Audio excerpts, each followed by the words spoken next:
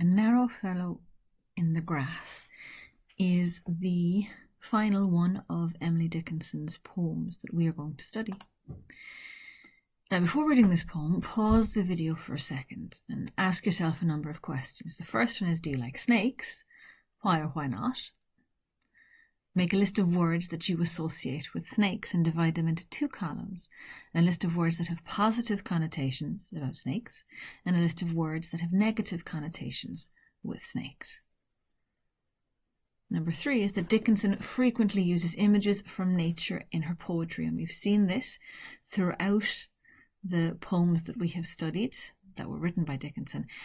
Do you think that she has a positive relationship with nature or a negative one? Why? And you will need to look back through the 5 poems that we have studied, and you will need to use quotes from them to back up your opinion. So pause the video now and take about 10-15 minutes to do this. Okay?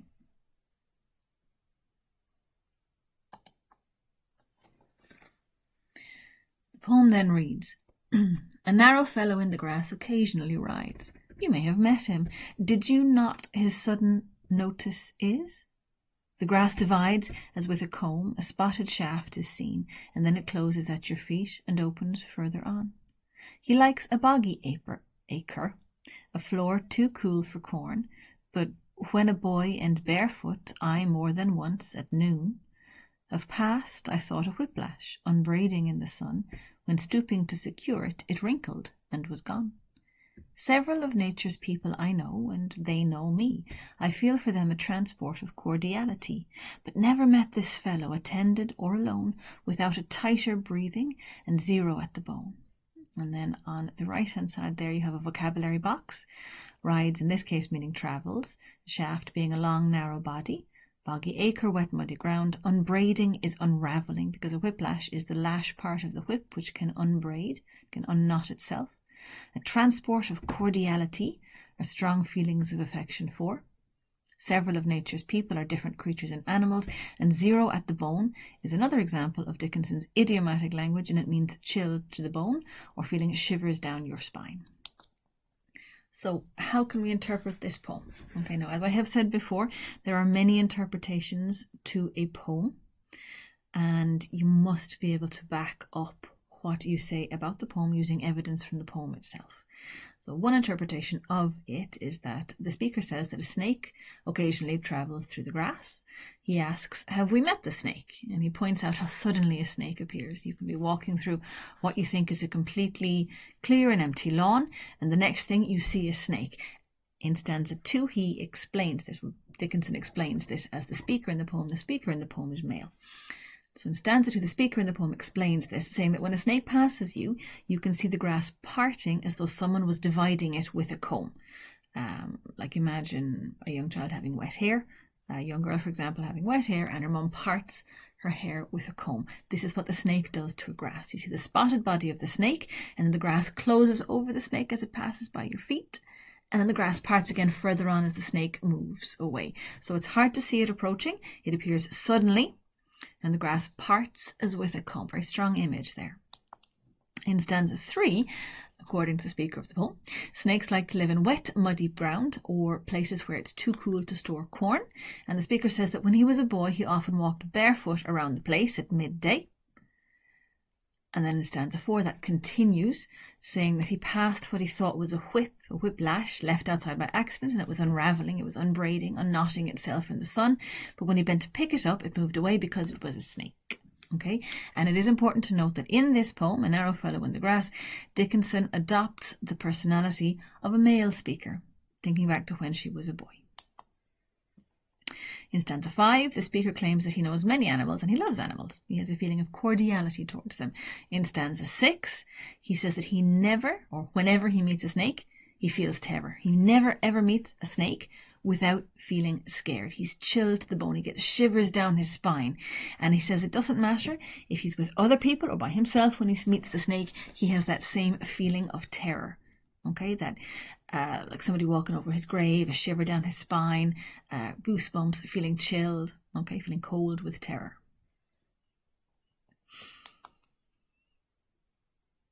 This is unrelated but very cute. So, an important note, as I mentioned, is even though the poet, Emily Dickinson, is a woman, the speaker in this poem is a man. Okay?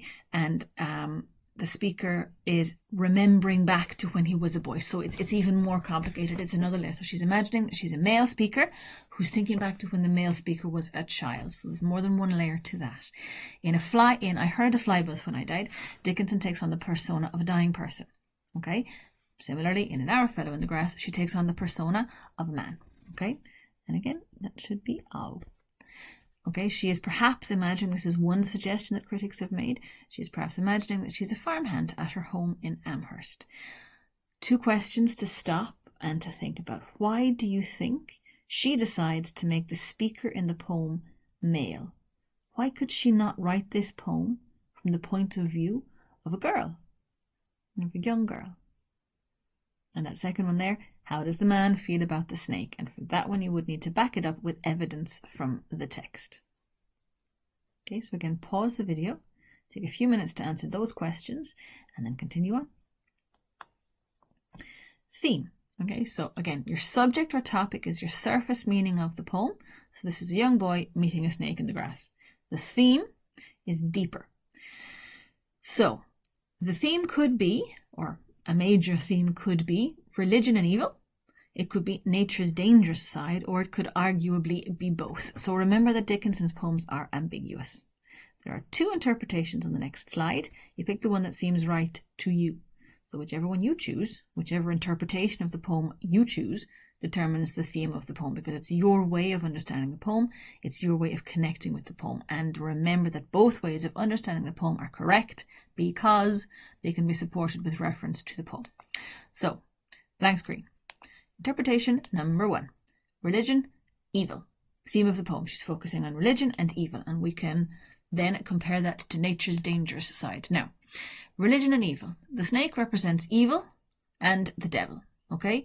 Since the Bible, snakes have been linked with the devil. Art, for centuries, has linked the snake or the serpent with the devil, as the devil appeared in the Garden of Eden. That has moved into our language. The phrase "a snake in the grass" means a dangerous person or a liar. The snake sneaks through the grass like the devil sneaks through the world. The snake has specific habits, and we often assume that evil only exists in certain places. Okay, and again, this is part of what is dangerous about evil according to the teachings of the church, which Dickinson would have been familiar with, because evil likes us to think that it does not exist and that it is not there, because then it can go about its work without being interrupted by good people. Okay, so again, appearances can be deceptive. Okay, the snake looks like the lash of a whip. People who are good or people who are evil can look like people who are good. Something that is innocent, like tasting forbidden fruit, it can seem innocent and it can have massive consequences. So again, it is referencing the fall of man, which pops up quite a lot. And the snake has specific habitats, and in the same way we often assume that evil only exists in certain places. If the snake likes a boggy acre and floor too cool for corn, what is it doing in the middle of the lawn? Apparently sunbathing. Moving on then to nature's dangerous side as the theme for the poem. The snake could represent the dangers of the natural world. Dickinson was fascinated with nature, and this poem could be an exploration of the contrasting aspects of the natural world. Okay, we have the boy's innocence and vulnerability. He is young, he's a boy, and he's vulnerable, he's barefoot, is contrasted with the whip-like violence of the snake. Nature has natural evils in it, which the boy was yet to learn. All of those spiders that bite us, all of those insects that sting us, all of those plants that can poison us. Okay, that is the dark side of nature. Okay, lions, for example, are majestic, but they're also vicious and violent. So nature has a dangerous side. We can still admire nature, we can still be in awe of it, but it does have that dangerous side. From the speaker's perspective as an adult, and this could be used to argue why the perspective in the poem is a child, okay, not just a male, but a child. From the speaker's perspective as an adult, nature is generally benign, friendly, harmless, neutral perhaps, and we live in cordiality with it. So we can live along with nature, but we do have to respect it. Okay, so you need to pick one of those 2 interpretations or both If both of them make sense to you, that's absolutely fine. And again, this down here, the speaker's perspective as the adult, that could explain why Dickinson chose to write it from the perspective of the child, because then she can add this realization or this wisdom of the adult into it. All right, interpreting the poem. So, as I said, both ways of understanding the poem are correct because they can be supported with reference to the poem. The next one then, poetic devices. Sibilance. Dickinson loves to use sibilance in her poetry. An example in this poem is stooping to secure. So pause for a moment there. Why is the use of sibilance especially appropriate in this poem? So why is the use of sibilance especially appropriate in this poem? She uses it a lot. She seems to love that noise. Why is it particularly appropriate, particularly striking for this poem? And again, pause, take a few minutes to answer that, and then we continue. Idiomatic language. So rather than calling a snake, she calls it a narrow fellow in the grass. We have no doubt that she's talking about a snake, but it is a very strange way to refer to a snake. Okay, I haven't heard any other author do something like that. So we need to look at what she is doing. We need to look at how she is choosing the words that she uses to describe him. So, is fellow a polite or a rude way to talk about somebody? Is it formal or is it informal? And why does the boy use this word to talk about the snake? So think about that word fellow. Think about the word fellowship. Why does the boy use the word fellow to talk about the snake if he's absolutely terrified of it? Okay, and then here we go, continuing with idiomatic language, because again it is a core aspect of Dickinson's poetry. Whenever the boy meets a snake, he feels a tighter breathing and zero at the bone.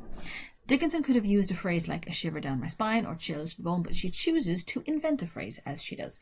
Zero is assumed to refer to temperature in this phrase. So feeling zero at the bone, so like his bones are chilled whenever he sees a snake. Do you think this is effective? Because you're not just analysing what Dickinson does with all of the language that she plays with. You are analysing the effect it has on you. Does it work on you? So do you think this is an effective phrase? That is the last question that I have now based on a narrow fellow in the grass. So take a few moments to answer that. Do make sure to reread the poem and we will catch up then in class.